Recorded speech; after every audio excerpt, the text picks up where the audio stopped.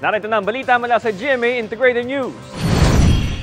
Tataas ng 2 sentimo ang singil ng Meralco ngayong Marso.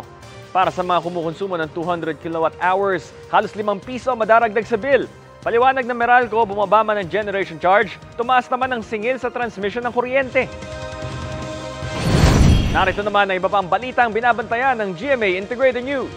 Biyahe ng Philippine National Railways tigil muna ng 5 taon simula March 28 para sa itinatayong North-South Commuter Railway Project. Rollback sa presyo ng petrolyo asahan sa susunod na linggo ayon sa Energy Department.